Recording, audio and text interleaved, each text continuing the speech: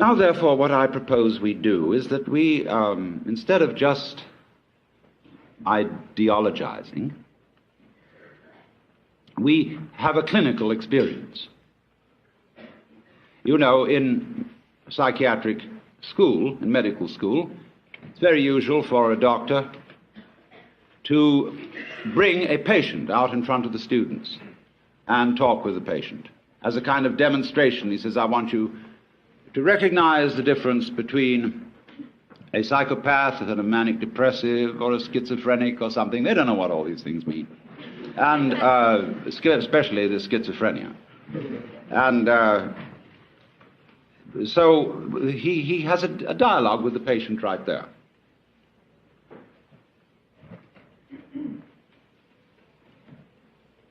So let us suppose that I'm the patient, and you are the students and the doctors. And I suffer from what you would call the delusion that I'm God. And therefore, you might want to do something about me, or with me, or humor me, or ask me questions. And so I'm perfectly willing to submit to your examination and your treatment, and invite you to help yourselves. When did you become God? Now. Will you marry me? No.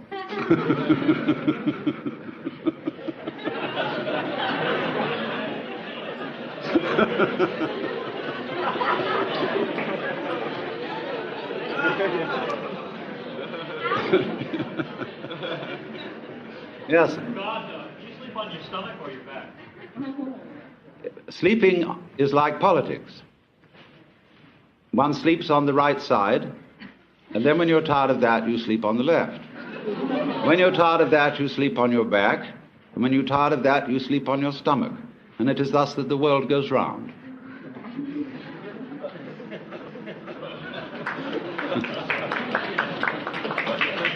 If you were God now, what were you yesterday? Now, How do you become God? you don't become God. Am I also God? Yes. Are we then the same person? No. What is God? Remember, 3 persons but 1 God. God,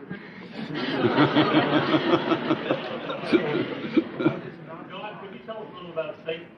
Could I tell you a little bit about Satan? Yes. Although the matter is a little esoteric, but I told you all about it in the book of Job, where you will see that in the court of heaven, Satan is the district attorney. He is not, as Christians imagine, the enemy of heaven and the enemy of mankind. He's merely the person who sees the bad side of things and carries out the dirty work. And therefore, he saw Job and wondered whether Job really was as great a guy as he seemed to be, and suggested that God should appoint a committee of investigation to find out.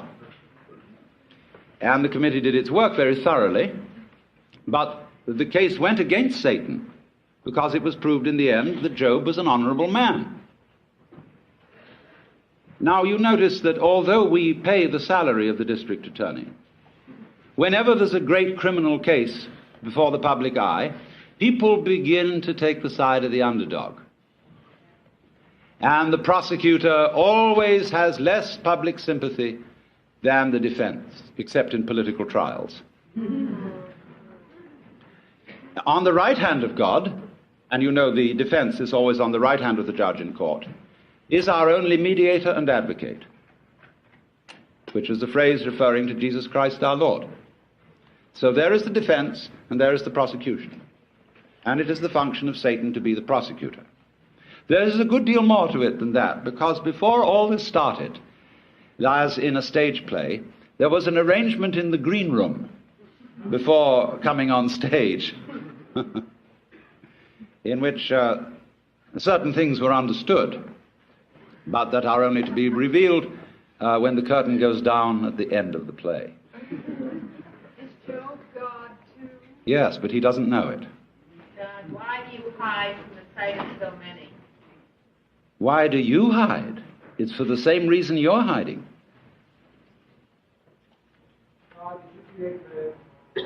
Yes. Who else? What? Man has free will to the extent that he knows who he is. Not otherwise. Where I got it from. Yes. To the extent that she knows who she is, yes. Man has free will to know just what he is, and man is God, then you'd say that you are no more than any God in this room, or any man. That is correct. I'm no more God than any of you. Then you only have the power to know who you are. Well, that is saying quite a bit, yes. What is not God? What is not God? There is nothing that is not God. How do you learn who you are? It's like waking up from a dream. After a while, one's experience begins to have what I would call a haven't we been here before feeling. Going round and round and round. And then you begin wondering, where am I going? And to answer that question, you have to try and find out what you want. And so I went into that very thoroughly. What do I want to happen? And, of course, as soon as you ask yourself that, you begin to fantasize. And our amazing technology is, of course, an expression of human desire for power, for what we want to achieve. So I simply set myself to thinking through how far we could go. And so I soon found myself at a great push-button place, where I had a fantastic mechanism with buttons available for every conceivable thing I could wish. So I spent quite a bit of time playing with those. And science fiction wasn't in it. You know, you go going like that, and here is Cleopatra. And so on, you know, and then press this button, symphonic music in 4-channel sound, 16-channel sound, anything, you know, all possible pleasures are available. And when, you know, you're like everybody's dream of the Sultan in the palace, you suddenly notice there's a button labeled surprise. You push that, and here we are. Is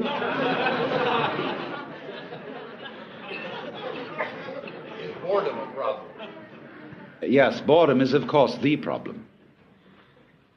Boredom is the other side of creativity. And the energy of creation has as that is the yang, the yin side of that energy is called boredom. Everything, of course, is fundamentally yang and yin. If you understand that, you really don't need to understand anything else. As God, what responsibility do you feel to ameliorate evil in the world? As God, what responsibility do I feel to ameliorate evil in the world? I begin with the point that I am responsible for the way the world is.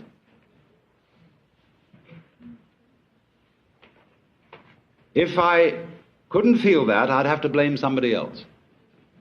I'm not willing to do that, because I know that under various changing circumstances it might be appropriate for me to be as big a rascal as rascals have been. Now, as to improving the world is always improving. It may look to some people slow,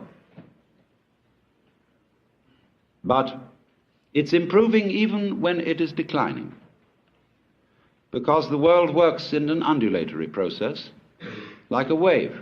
It goes up and it goes down, it goes up and it goes down. And it couldn't go up all the time, because if it did, we wouldn't know that that was up. So it goes down some of the time so that we can know when it goes up, because if we didn't know when it went up, it would be like being in a space where everything was light. There'd be nothing to write home about. There would be no black marks on the space, and so it would be like a piece of perfectly empty paper. Similarly, to be in a completely black space would also be a kind of unconsciousness with nothing to write home about, because there'd be nothing would make any difference.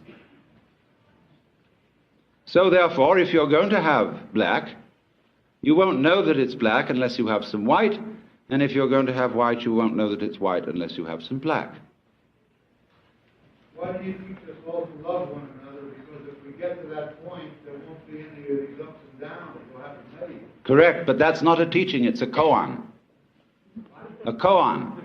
A koan is a Japanese word for a spiritual problem used in Zen Buddhism, such as, what is the sound of one hand? And these problems are given to those who ask questions concerning their spiritual development. And sometimes, as St. Paul pointed out, commandments are given not in the expectation that they will be obeyed, but in the expectation that they will reveal something to those who hear them. That was St. Paul's comment on the whole Mosaic law. Yes, sir. If we accept the peace. What? If we accept the peace, which I concede, that we are all God, Yes. what of the hereafter? Is there a heaven? Is there a purgatory? Is there a hell? The hereafter is, of course, now. Because if you will examine it closely, there is no when else than now. And if you want to make hell of it, you can make hell of it. If you want to make heaven of it, you can make heaven of it. Purgatory, purgatory. It's all here. Always was, always will be. What is death? Death is an undulation in consciousness. How would you know you were alive unless you'd once been dead? Yes. You realize in the same way that Jesus is your God, why was it unnecessary for him to have material possessions and necessary for you? It wasn't unnecessary for him to have material possessions. They said of St. John the Baptist that he was an ascetic, but of Jesus, this man consorts with gluttoners and wine-bibbers and comes eating and drinking. And when the lady Mary poured precious ointment on his feet and anointed him, they said the same thing that the members of the vestry say to the minister today. Why this great expense? Couldn't it all have been sold for much money and given to the poor? But it's a problem. It is a problem, sure. But you see, in many ways, when you get down to these very deep ethical problems, where there sure is no easy decision one way or the other, you must look at the problem from the point of view of an artist.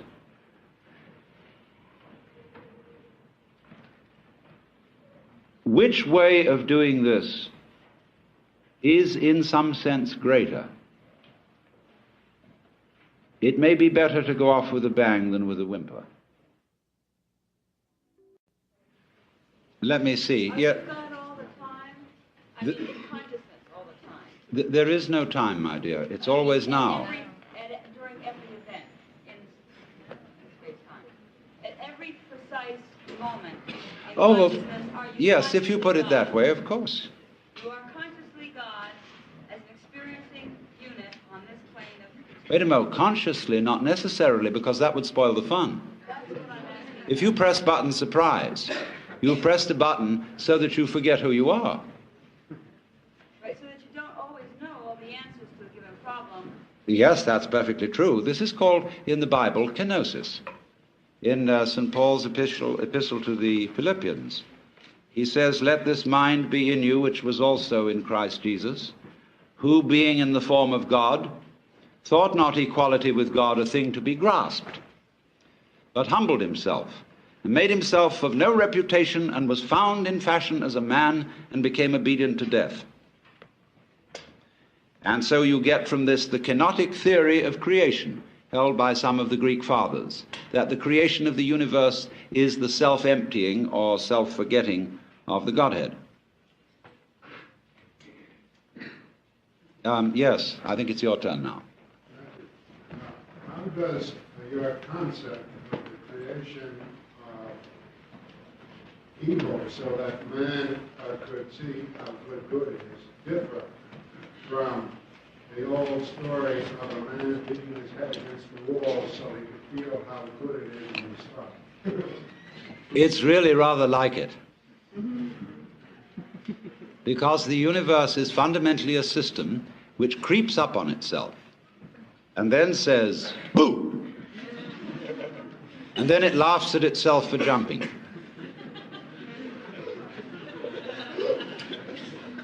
And you see, every time it does it, it forgets that it did it before. So it never becomes a bore. Yes, the lady in red. Can you make yourself into a point of consciousness and travel around the cosmos, such as Dr. Lilly was speaking of last night and talking about Satori? Yes, but it isn't necessary to travel. The question is, can I make myself into a point of consciousness and travel around the cosmos and see things from all sorts of places? I say, yes, but it isn't necessary to travel. One is already there.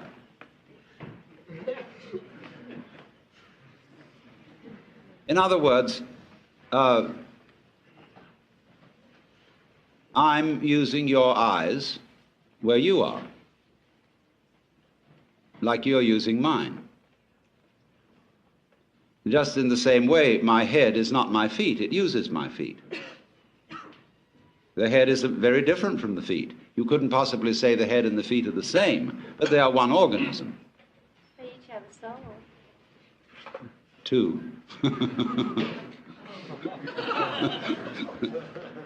What do you do about boredom? What do I do about boredom? Press button surprise. Oh, it's always there. Yes, always. Yes, the lady in purple here. You talk about boredom. It seems to me, at least in my own case, and maybe many people, that one of the biggest problems in life is being forced to earn a living at something which is not what I would rather be doing. And I often wonder, is the answer to move somewhere and live on less money and do the thing that I would like to do, or must I resign myself, as many people have, to do the thing that gets me the bread, and then in my spare time somehow try to make up for the many days and weeks and years of this kind of past living? What is the answer? Well, there are two sort of answers, one of which you've already indicated, which is to do with less and do what you want. Could be more. Which, but if everyone did that, you know, those things, many of the things that we sort of accepted as part of life wouldn't get done. I think the objection, if everyone did that, is rather like asking what would happen if everybody wanted to catch the 4 o'clock train from Grand Central to Westport. Or if all the molecules of air in this room were suddenly to congregate over in that corner. There is a bare chance that it might happen, but very low. Yes. Would you say we're going around in circles trying to eliminate evil because we never will? There might not be any evil. Yes. Never eliminate it, so we're just playing games. We are going round in circles.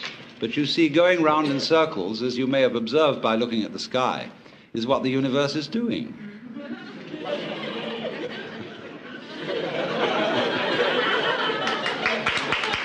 You see, before. As long as we recognize we're going around in circles, we're all right. Yes. Yes, that's the thing. It's a dance. And when you dance, you don't dance to get somewhere. I didn't mean by going around in circles, ocean. I mean, confusing. Yes, all right, but you turn, when you wake up, you turn the confusion into a dance. And so I go back to your question. What is the alternative to clearing out of the job you're doing? and to say doing with less but having more fun.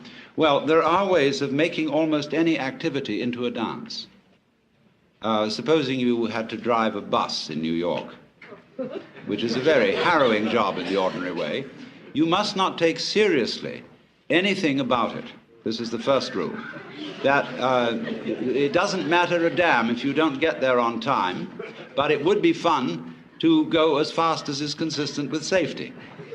And therefore, you swing that bus, and you play things with the horn. You take the whole thing lightly, as if it is not serious. And this is the nature, say, in ritual, when you have a procession. Now, people who don't understand religion don't know how to make the right kind of processions. There are those who go a military march, and they don't understand it because their objective is to get there. There are those who dawdle like ducks, and they don't understand because they are trying to be dignified.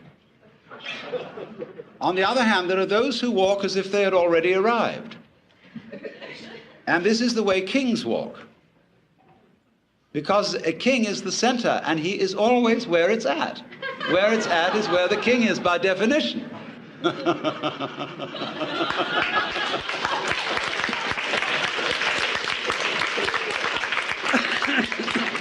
So, if you work in this way, people who are practicing meditation take up monotonous things for fun. And meditation is supposed to be fun. I hope John Lilly told you that this morning. Where you say you're going to do Om Mani Padme Hum. Om Mani Padme Hum, Om Mani Padme Hum, Om Mani Padme Hum. You know, you can really have a gas doing that. And so that anything monotonous can be treated in the same way. This is one of the ways of overcoming boredom. Because boredom's the great problem for energy. See, energy is always on the go. Yes, sir. Yes, the gentleman in the white shirt here. Does it bother you to be called mythic sometimes by people who like the idea of your existence? Mythic? No. Mythic is a great word. The question is, does it bother me to be called mythic? No. Myth is very powerful. Myth is fun. Myth is stories told to children. Everybody loves them. Yes, sir. What? Is God omniscient? Well, it depends what you mean by the word. A lot of people think that omniscience is like knowing everything that's in the Encyclopedia Britannica. That's not omniscience, that's intellectual elephantiasis.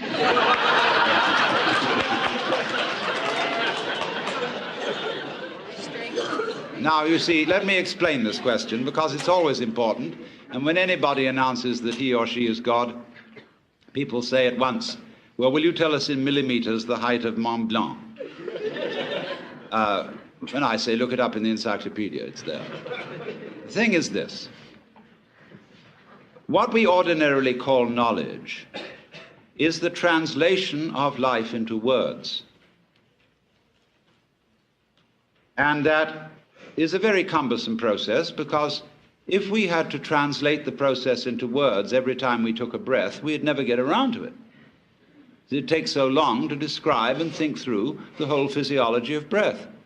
Therefore, we do it without thinking about it. And I find that I'm shining the stars in just the same way. I mean, if you want it in words, it's going to take us a long time to get through them, because words are strung out in a line.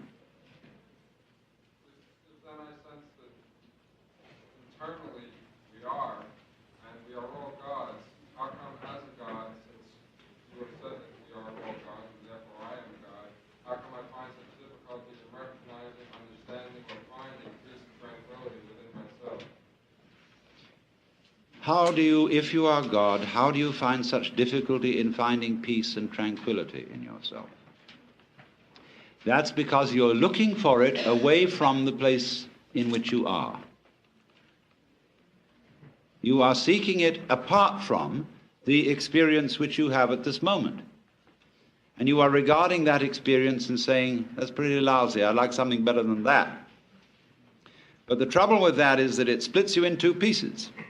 And once you're split in two pieces, you're lost. because you've made a difference between the experience you are now having on the one hand and yourself who is having it on the other. And you wish you could get away from that experience. Now, the truth of the matter is you can't, because you are what you experience.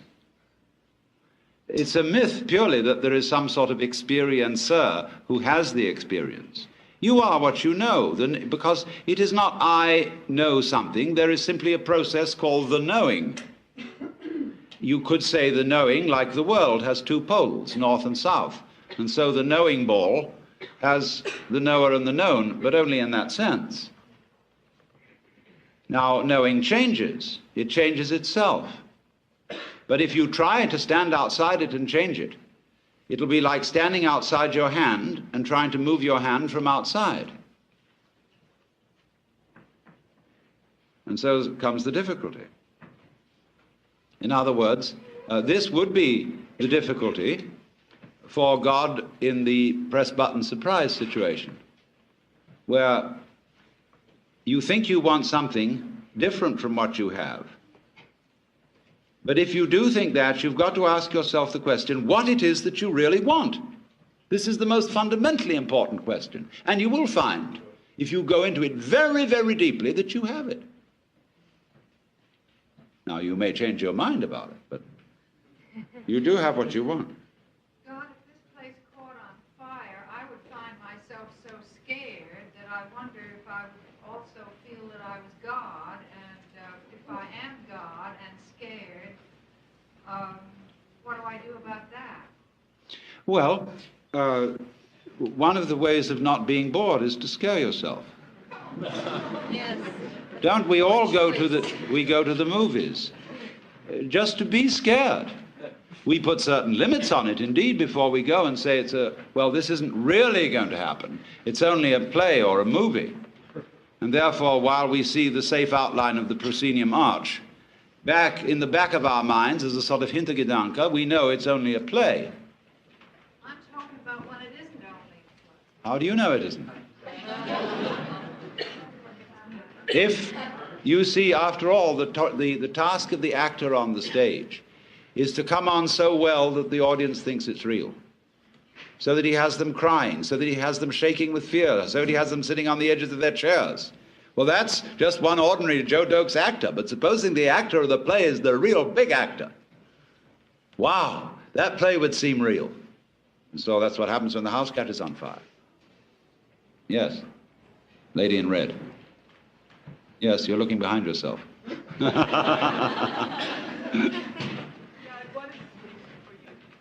What is sleep? The seventh day. What? When is the seventh day? When you sleep. Yes. Yes, God. The only reason I know that I'm God is because I take the responsibility for it. Yes. Doesn't that answer the lady's question about the fire? Oh, yes, that also would answer it, yes. It's a question of taking responsibility for what happens. What happens if you don't do anything about it? If I don't do anything about the world? The boredom. What's through the boredom? Well, that's another way. That's another way. You can explore boredom. You can bore into boredom and watch it. Sometimes when you're bored, that's the only thing to do. Because even for God, you can't lift yourself up by your own bootstraps. Because that is by nature of the definition impossible. You said you would enjoy having a myth of you. Yes, I think that would be fun. I mean, why else does one go on stage except to make myths? What? Excuse me, what did you say? What is my motivation for going on the stage? That is like asking, why is there a universe? Well, now, if you listened to George Leonard last night, George Leonard explained how children were befuddled by being taught to ask why about everything. Because you always look away from what you're asking about to its antecedents, and that won't lead you anywhere at all. Why am I here? And I answer that question. Then somebody says, well, why that? And then somebody says, well, why that? Why that? Why that? And you get back and back and back, and eventually you get tired of answering. And so fathers, when their children say, why, Daddy? Why? They say, oh, shut up and eat your lollipop. So, but what happens, you see, when we trace the causation of things into the past, it all begins to fade out in silence and no answer. Why? Because it didn't begin there. The universe begins now. It didn't begin in the past. And the past trails back from now like the wake of a ship. If everything is God and there is no time except now, what is the role of chance? If everything is God and there is no time except now, what is the role of chance? Chance pairs with order. We'll say randomness, we'll call it, and it pairs with order. And it is part of the nature of order. If you know what you mean by order, you know that you mean contrast with randomness. And if you know what you mean by randomness, you know that you mean contrast with order. So if you want to have order, you must have randomness, and vice versa. Yes? Did you have this much charisma before you discovered your true nature? Yes, but it came out in a different way. Yes. I think there's a sort of danger here, though. The riddles are funny, and if you had time enough to think each one through, they'd be very profound. There's a certain danger of everything and everyone being God, because if you've really found yourself as God, then you know that certain things that you, as God, have created that don't personally affect you, you create for a reason, you stay out of them, and you aren't a do-gooder. But if you think you're God, and then you try to go into too much social action and change the evils of this world, you end up hurting yourself and a lot of people, and you're playing God, and you're not really being God. Well, I admit to you, my dear, that this is a very, very dangerous conversation.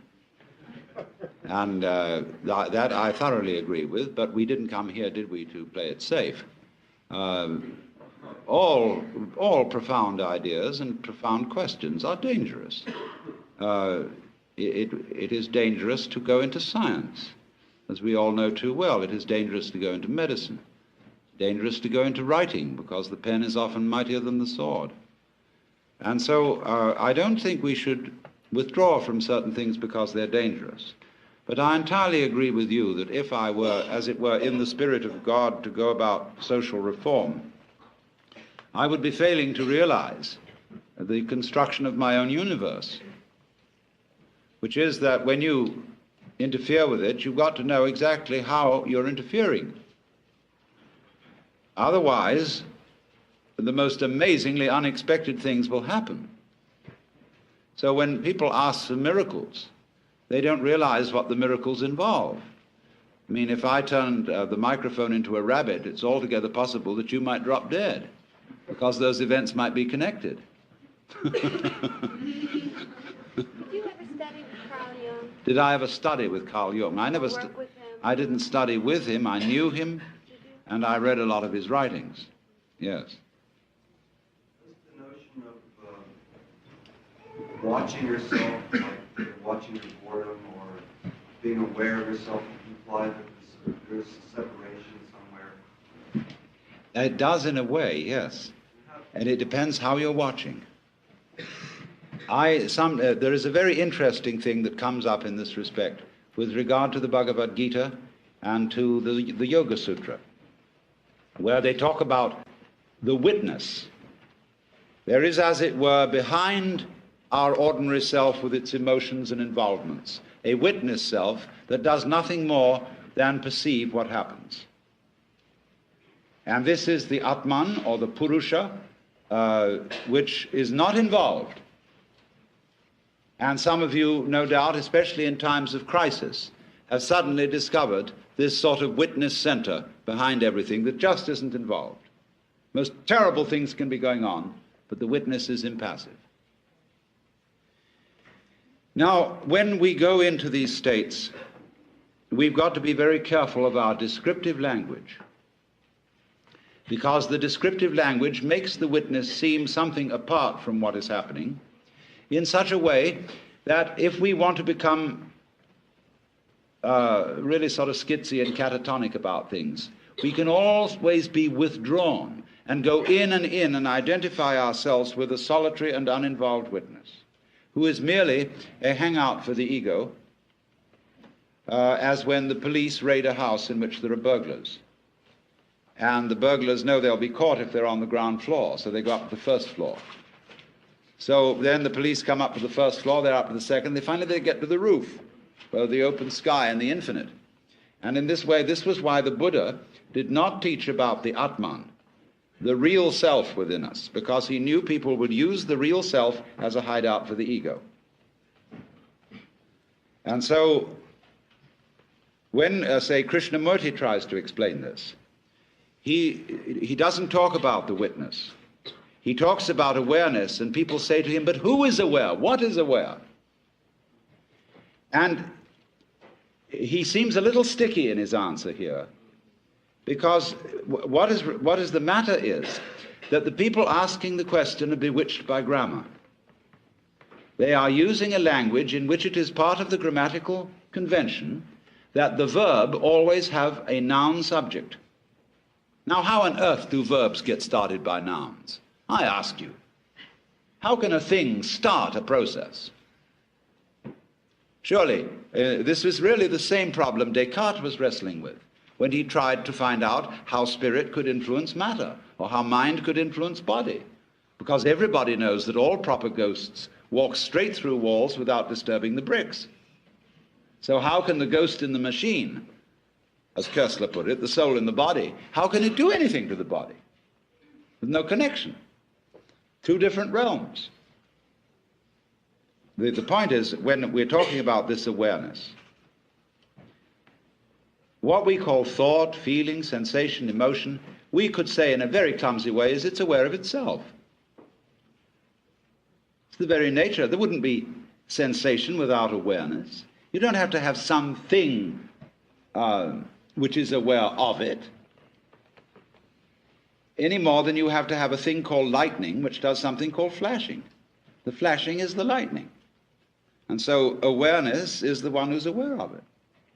Could say this awareness. If I say I am aware, the word I, as William James suggested, is simply a word of position, like this or here. Awareness here. And your awareness there. Yes, sir. It's like one great koan that we're all dealing with before.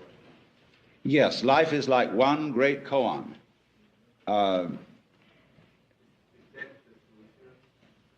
No, death is not the solution. It has no solution. Otherwise, it wouldn't happen. You see, the thing is like this. This is what is hard for Westerners especially to understand. I said, if you understand the yang and the yin, you don't need to ask any further questions. And all you I Ching buffs ought to know this by now. What is not a component of Western common sense is that nothing is something. Now that may sound a little contradictory, but I think I can explain it. We treat nothingness as if it were ineffective, as if it wasn't really important at all. And yet, when we look out at the night and we see all these stars in space, try and imagine what the heavens would look like if there weren't any space.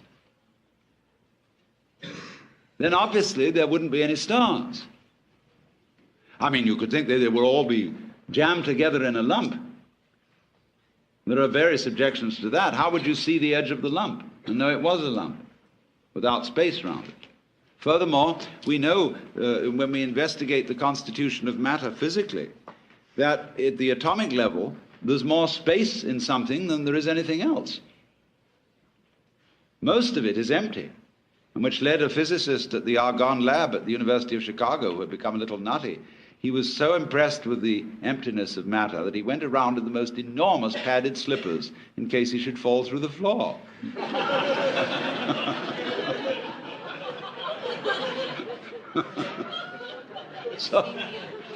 So now what the point I'm making is this.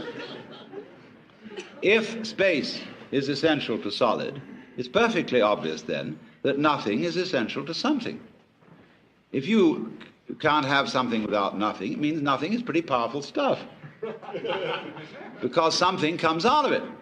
Like that. It's a dogma of Western thought expressed in the Latin phrase ex nihilo nihil fit. Out of nothing comes nothing. But that's not so. Out of nothing comes something. Now you would say, well, if something comes out of nothing, there must be some kind of mystery inside nothing. It must have a secret structure of some kind. I mean, there must be sort of electrical goings on. This is the trouble they have about cosmology. How could this world generate? Could it just be out of free-floating hydrogen? No, it's a much simpler idea than that. It comes out of real, solid nothing.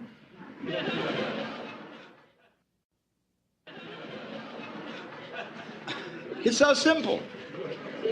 Look, if you listen, you see, you live in a world where there's only sound for a moment.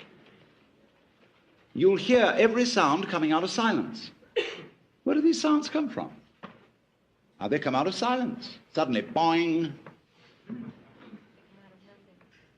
And you can accustom yourself to seeing light doing the same thing. You can open your eyes and see all this world emerging out of nothing, boing, like that, and fading off into the past. So that's what the future is unknown, because the future is zero. And everybody who tries to know it, and that's the whole endeavor of, you see, trying to be God. You don't need to try to be God. You are. But if you try to be God, it means you don't know you are. And therefore you try to know and dominate the future. And you believe prophets and things like that. Well, prophecy is simply contaminating the future with the past. Projecting what we know upon the unknown. And that's why really things like astrology, although interesting, are rather ridiculous. Because if you know the future, there's no surprise for you. A completely known future is past. You've had it. Yes. Where the future and the past come together, it seems to me there isn't anything there. There is no now, really. It may seem very philosophical, but it seems like we don't exist. How could we exist? There's no now to exist in. The past and the future come right together. Where is that place in between? How long is it? There are two answers to that question. This is a real fun question. I love it. The question is about now. He's saying, really, there is no now. There is the future and the past come together. And the future turns into the past, and it goes, blip, and it's gone like that. So, in no time at all, the future has become past. And so we get this frantic feeling. Where did it go? Well, let's take the small view, first of all. The now is infinitely short, and yet it's the only thing that is. In that case, this whole world is an illusion. It doesn't really exist. So, when the king, the Emperor Akbar, once was feeling a little sorry for himself and asked his jeweler, he said, make me a ring that will restrain me in prosperity and support me in adversity. And so the jeweler made him a ring and gave it to the emperor, and he saw written on it, "It will pass." Now the other side of the matter is this, that this short now is an illusion of the clock. We make our second marks on clocks as thin as is consistent with visibility. And therefore we always think of the present as crossing the hairline. Tick! That's too long, see? How short can you get? See? But really the present isn't like that at all. Everything is right. There is nowhere else but now. Everything that happens is happening now. Well, it's like your field of vision. Your field of vision isn't just a point of light. Your field of vision is an oval. And it isn't fuzzy at the edges. It just ceases to be at the edges. But there's plenty of room in it to see something move across. So in your field of time, your now, there is enough now to include a phrase of music. If there weren't, you wouldn't be able to make out melodies, because there'd just be instantaneous notes with no connection between them. You would never hear intervals. So now is a big slobby thing. But it comes out of nothing. Yes, lady is standing by the pillar.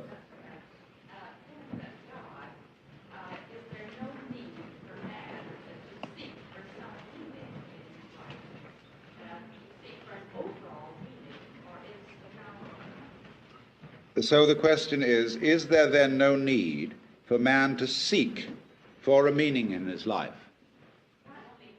Not only his life, but the life of the universe. Right. No, there is no need to seek for a meaning. Meaning, I use the word in rather a definite way. And for me, meaning is a function of signs, particularly of words and symbols. Meaning is the referent of words, as when we take the word water, the meaning of it is something drinkable, whereas the sound water is not drinkable. So therefore, if we ask life to have a meaning, we look for something other than life to be that meaning. And therefore we reduce life to being mere words and mere symbol.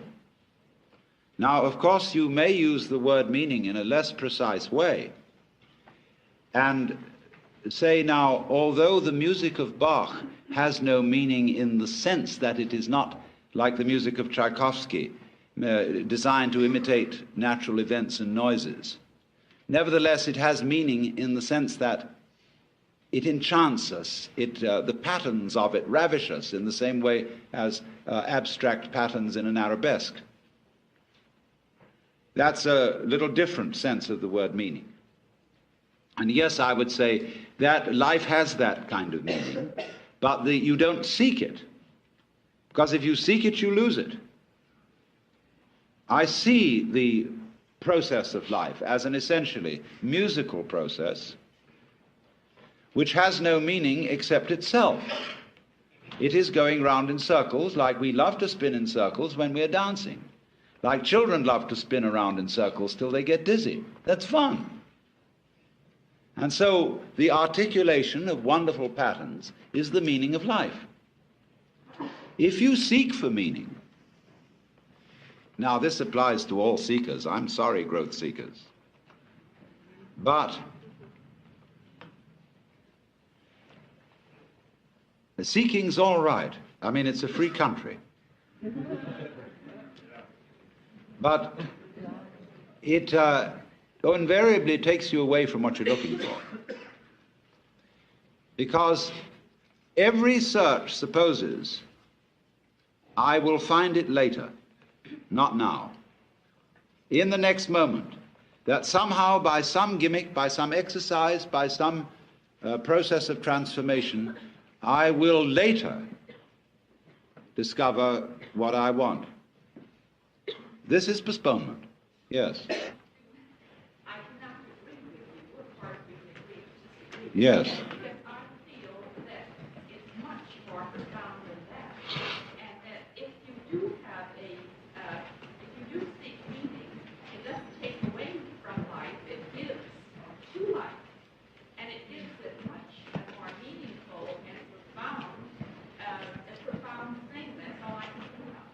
Well, this is a matter of words, my friend, because you may think that dancing is superficial, whereas I think it's profound. Yes. And so on. And I suggested two meanings of the word meaning, one of which is merely reduces life to being symbolic of something else, something always beyond. Then I'm going to ask, what's the meaning of that? And then we get into that infinite regression of questions. I feel that instead of getting into these infinite regressions of what is beneath, what is behind, look, it's right out in front of you now. And when you catch on to that, now gets very profound. I mean, it's the moment when nothing becomes something. And I don't see how much profounder than that you can get.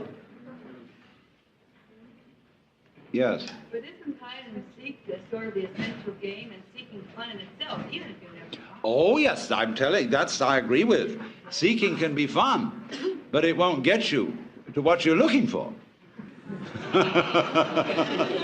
See, it's a way, seeking is a way of postponing finding. Let's put it off. You see, children on a hot day, they're terribly thirsty. And they say, let's get an ice cream soda. Another kid says, no, let's get thirstier. So when we finally get the ice cream soda, it'll be a real song. This is the principle of postponement. And everybody who is questing, who's practicing yoga and Zen meditation, all that kind of thing, is putting off that ice cream soda. Well, then, if that's the case, what do you propose? What do I propose? Nothing. I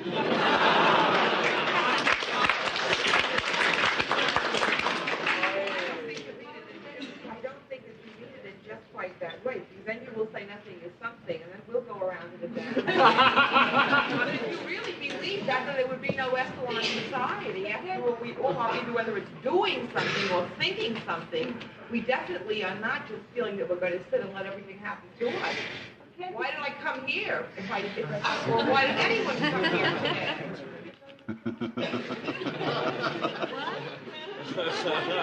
Yeah, but I mean, look here.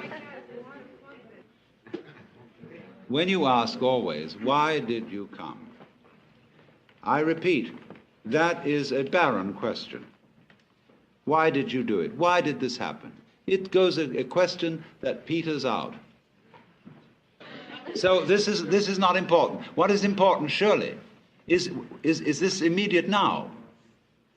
Not why are we here, but what are we here? Unless you live in the eternal now, consciously, you have no use for plans.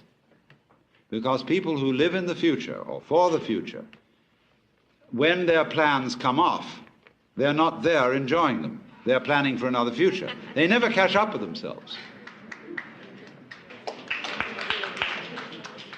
Can you not put your future in the now? Yes, in that sense.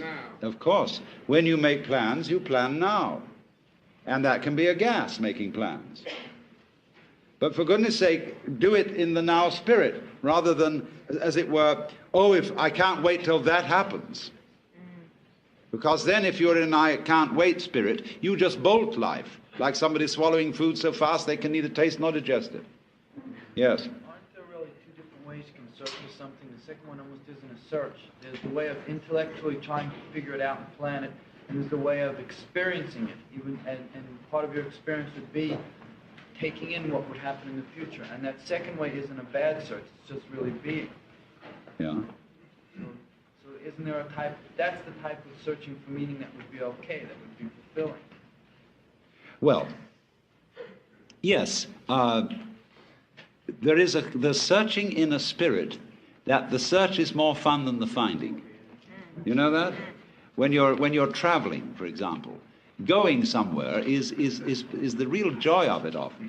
And that's the fallacy of the jet plane, that it abolishes distances between places, and all places which have a distance abolished between them become the same place. So there's no point going to Tokyo if it's already Los Angeles. I mean, this is the thing. Yes, there's a hand here. Possible that in the word seek, that we are trapped in a Western word, that it seems as though you're projecting it as going down a road, as though we were going out to look for something. Well, the comment is about seeking. Is it necessarily a road, like taking a road? Or is seeking also conceivable as readiness to receive? Well, of course, the road isn't a merely Western analog. It's a very common metaphor. The path and the stages of the path, the steps of the path, are used in both East and West. But the Chinese word for the way is Tao, T-A-O. And the path is what we're looking for. In the Chinese sense, you see. The Tao is the works, baby. That is the which than which there is no whicher. And to be in harmony with the way, to be on the way, you see. But the Tao isn't going anywhere. And that's like when the Chinese poet is wandering in the forest. And he looks at the clouds and he says, where are they going? No one knows. Where does this path lead? No one cares. I'm wandering on and on in a great forest without thought of return. That is poetic feeling to the Far East, both to the Japanese and the Chinese. They call that spirit Yugen. And it's the mysterious going nowhereness of things, the wandering spirit. So that sort of seeking is different from anxiety to get something in the future which you don't have now. Yes, sir.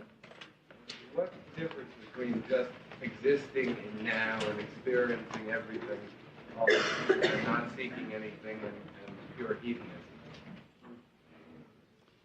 Well, pure hedonism is a quest for pleasure. The hedonist, in that sense of the word, would not live in the eternal now if he found it not altogether enjoyable. He would then read romances of the past or fantasies of the future to get away from now, because what he's looking for is pleasure. But when we look for pleasure, you see, we split ourselves. We divide ourselves from pleasure in seeking it. And in trying to get away from pain, we divide ourselves from pain, not realizing that that's what creates pain, is the division of experience, so that the wholeness of experience is broken and we are disintegrated. Yes, sir. Before you made the distinction between nothingness and something, that nothingness really was a category. Isn't that just an intellectual fallacy? There's no such thing as any categories if you're really living on an experience level. That's true. Categories do not really exist in nature. Categories are like taking a network printed on cellophane and putting it over a picture of a forest, and then numbering the trees according to what squares they're in on the cellophane. That's categorization. If you believe that, then that category of nothingness really is empty, because there's no such thing as that category out there. Oh, I said it was thoroughly empty. But wait a minute, it isn't. It is a category in the sense that something is its limit. So it has an edge. And that's what you see in the Yangian diagram. Would you comment on China and the recent developments? No. I don't want to comment on China at the moment. Would you repeat that about pain, what you just said? Yes. What I was trying to say about pain is this. We are in a split relationship with the contents of our experience. The knower and the known. Then there is the knower is opposed with a known called pleasure and tries to identify with it. The knower is confronted with a known called pain and tries to be disentangled from it. But it is this very split. It is trying to get away from pain that makes pain painful. It's as if you got caught in some brambles and you pulled away from them and they just dug more deeply into your skin. You would have to go the other direction to let the brambles out. You'd have to go into the bush. Yeah. Yeah. So, I mean, that's only a metaphor. But the point is that as we keep up this distinction of the knower from the known, we're always running away and wanting to change experience. And there's a fundamental, therefore, escape. In every project to transform consciousness, there is an escape from what is. And when you realize you cannot get away from what is, not should you, not might you, but you can't, then at that point when you realize you can't get away from what is, there's nothing left to you but to watch it. And then for the first time you're taking a good look at your real self. Because your real self is a happening. The Chinese call it zhiran, nature, what is so of itself. And that's you. And you is this happening. And it's everything that you're aware of is your happening, and a good deal more besides. You're not aware of all of yourself. Like you don't have an immediate vision of the contents of your stomach. You haven't got eyes down there. Yes, sir. Now, what is your criterion for heaven now or hell now? Are you juxtaposing with beauty as opposed to ugliness? Yes. At least, you see, I know when I'm confronted with the beautiful, or when I pass into the beautiful, as I know when I pass into the ugly. When I try to say what these are or what my criteria are, all I'm doing is I'm trying to find a form of words that will apply to all my different sensations of beauty or of ugliness. The problem is not to know what is beautiful, but to know how to put it into linear language. That's where the complexity comes in. We very well know what is beautiful, but when we come to talk about it, the words disappear. I mean, here's our fundamental problem, because you see, in a certain way, what we mean by sense is God. Now, it isn't, not that God doesn't have a sense of nonsense. Look at giraffes, for heaven's sakes. But it's this old thing. One form is, could God make a stone so heavy that he couldn't lift it? That is an equivalent question to saying, could God make a dead body into a living body? That is the same question as asking, could a dead body be a living body? And that is the same question as asking, could the head be the feet? John, earlier, though, you did say that everybody alive had been dead before. Yes, that's a different matter. I'd like to enlarge on that a little bit, so I can understand. Now look, one of the most interesting meditations is to think about death and imagine what it would be like to go unconscious and never become conscious again. That is, as Keats said of the Grecian urn, it teases you out of thought. And while you think of that, and say, good heavens, fancy never coming to again, you get a mirror image thought, which is about your birth. My goodness, you came to without ever having gone unconscious. That's pretty weird.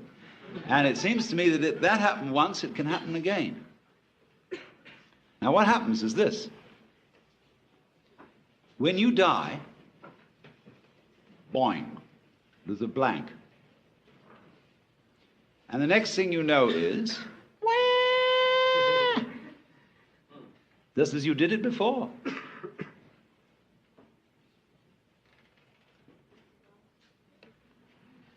Because every I that comes into this world is I. It's me. It's you. On this level, it is diversified. But yet I is always central. Everyone feels he's the center of the universe. And on the surface of a sphere, any point may be the center of the surface. So, here it is. Every time it happens, it's me. So I should worry about reincarnation. Yes. According to the Sufi doctrine, if you reach the third level, you're supposed to have the choice. You don't have to be reincarnated. Do you feel that? Is that so, God? All wise action is never the result of choice. Wise action is never the result of choice. Implies logic. Huh? Does choice imply logic? Choice implies ignorance, indecision. When you know what to do, you don't choose, you do it. Is logic ignorance? About love. What? What question could we ask you about love? What question could you ask about love? What is love? Love is not a what. Love is the energy of the world. And nobody can say what that is. If anybody were to say what God is or what the energy of the world is, he would be talking nonsense. Now, there are times when it is important to talk nonsense, because we can discover the energy of the universe through nonsense. When you say you take a sound that really doesn't mean anything much, like oh,